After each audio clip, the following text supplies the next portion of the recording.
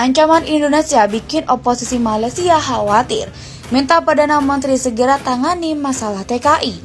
Indonesia mengecam keras terjadinya kekerasan yang terjadi telah memakan korban jiwa dan kebebasan berekspresi yang mencederai kehormatan sama sekali tidak bisa dibenarkan dan harus dihentikan. Macam mana nak memberikan penambahbaikan? Ini adalah merupakan undang-undang jenayah kepada special offences. Bukan yang mereka katakan macam-macam jenayah yang tidak ada. Dia ada special offences saja. Alasan apapun tidak bisa kita toleransi. Dan Indonesia menyerukan semua pihak untuk memperkuat kerjasama internasional dalam menghadapi terorisme. Itu juga kita tak boleh nak salahkan Yang Amat Berhormat Perdana Menteri. Sebab dia memohon supaya kalau boleh percepat jangan. Ya, saya nak selesaikan isu ni. Saya tak nak panjang-panjang. Saya takut perkara ini boleh mengeruhkan hubungan antara kita dengan Indonesia. Jadi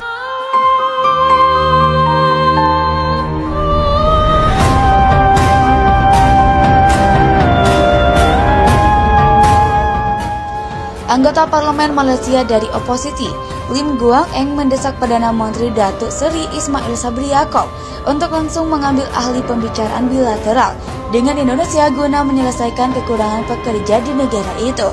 Anggota Parlemen Bagan ini mengatakan, intervensi pribadi Perdana Menteri dapat segera meyakinkan Indonesia untuk mencabut penangguhan pengiriman TKI Malaysia.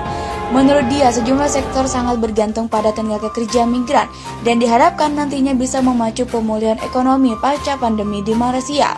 Perdana Menteri Ismail Sabri harus turun tangan secara pribadi menangani penangguhan pengiriman pekerja asing dari Indonesia, baik untuk memperbaiki hubungan dengan Indonesia dan menunjang pertumbuhan ekonomi Malaysia untuk melawan anjloknya ekonomi global yang diperkirakan pada akhir tahun, kata Lim dalam sebuah pernyataan seperti dikutip dari Malaysia Mail pada Sabtu 16 Juli 2022.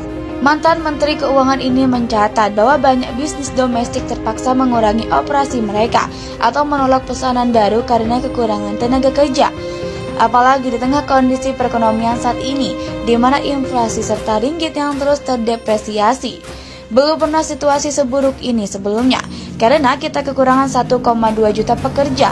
Industri perkebunan dan industri sarung tangan saja menghadapi kerugian 21 miliar ringgit Malaysia. Dan kerugian bisa mencapai puluhan miliar ringgit lebih jika sektor lain dimaksudkan, kata Lim. Ketua Nasional DAP ini mendesak Perdana Menteri untuk berhenti mendelegasikan persoalan ini kepada Kementerian Sumber Daya Manusia dan Kementerian Dalam Negeri dalam menyelesaikan masalah dengan Indonesia. Ia menuding kedua kementerian tersebut tidak efisien dan tidak kompeten dalam melaksanakan nota kesepahaman dengan Indonesia tentang perekrutan tenaga kerja yang ditandatangani 3 bulan lalu. Ismail harus berhenti mendelegasikan masalah tetapi mengambil ahli ketika ekonomi negara, komunitas bisnis dan rakyat menginginkan solusi segera, kata Lim. Pernyataan Perdana Menteri. Sebelumnya, Perdana Menteri Malaysia Datuk Seri Ismail Sabri Yaakob telah menginstruksikan Kementerian Sumber Daya Manusia atau KSM dan Kementerian Dalam Negeri atau KDN untuk segera menyelesaikan masalah nota kesepahaman atau MOU perekrutan tenaga kerja Indonesia yang ditandatangani antara kedua negara. Ini disebut sebagai pangkal masalah Indonesia, menghentikan sementara pengiriman TKI ke Malaysia. Ismail Sabri mengatakan hal itu harus segera diselesaikan untuk menghindari masalah antara Malaysia dan Indonesia. Saya tidak mau masalahnya berlarut-larut. Saya katakan kepada mereka untuk menyelesaikannya dengan cepat, karena saya khawatir jika kita gagal melakukannya, kita akan memiliki masalah dengan Indonesia, katanya kepada wartawan setelah meresmikan program kepemilikan rumah dan karnaval Jom Beli Rumah kemarin. Saat ditanya lebih lanjut, dia membantah MOU akan dibatalkan. Yang dipersoalkan Indonesia membekukan sementara pengiriman tenaga kerja ke Malaysia karena negara itu dinilai tidak menghormati nota kesepahaman yang ditandatangani pada April 2022. Direktur Perlindungan Warga Indonesia dan Badan Hukum Indonesia Kementerian Luar Negeri Judah Nugraha dalam jumpa pers Kamis 14 Juli 2022 menjelaskan pada 1 April lalu Indonesia dan Malaysia telah menandatangani sebuah nota kesepahaman mengenai penempatan dan perlindungan pekerja migran Indonesia di Malaysia. Dalam nota kesepahaman tersebut, khususnya di pasal 3 dan Appendix C, disepakati bahwa penempatan pekerja migran sektor domestik dari Indonesia ke Malaysia dilakukan melalui satu kanal. Sistem ini menjadi satu-satunya mekanisme yang sah untuk merekrut dan menempatkan pekerja migran sektor domestik asal Indonesia di Malaysia.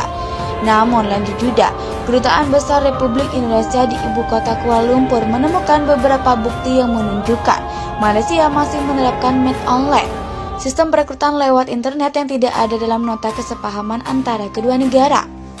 Perekrutan secara online tersebut membuat pekerja migran Indonesia rentan dieksploitasi dan jelas melanggar Undang-Undang Nomor 18 Tahun 2017 tentang perlindungan pekerja migran. Ini dikarenakan sistem MET online itu membuat pekerja migran Indonesia masuk ke Malaysia tanpa melalui pelatihan, tidak memahami kontrak kerja, dan datang menggunakan visa turis yang kemudian diubah menjadi visa kerja. Kementerian dan lembaga terkait sudah mengadakan rapat untuk menyikapi persoalan itu dan diputuskan untuk menghentikan sementara waktu penempatan PMI atau pekerja migran Indonesia ke Malaysia hingga terdapat klarifikasi dari pemerintah Malaysia, termasuk komitmen untuk menghentikan mekanisme sistem MET online untuk penempatan PMI sektor domestik ke Malaysia, kata Juda. Juda menambahkan keputusan pemerintah tersebut sudah disampaikan secara resmi oleh KBRI di Kuala Lumpur kepada Kementerian Sumber Manusia Malaysia. Menurutnya, Kementerian Sumber Manusia Malaysia pada hari Rabu 13 Juli 2022 telah menerbitkan pernyataan pers yang menyatakan akan segera membahas isu ini dengan Kementerian Dalam Negeri Malaysia karena sistem MET online ini berada di bawah kementerian tersebut.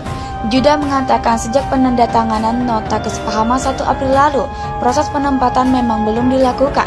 Sejauh ini, permintaan pekerja migran yang telah diterima lewat MET online mencapai 15.000 sampai 20.000, di mana sekitar 10.000 adalah permintaan dari sektor perkebunan dan manufaktur.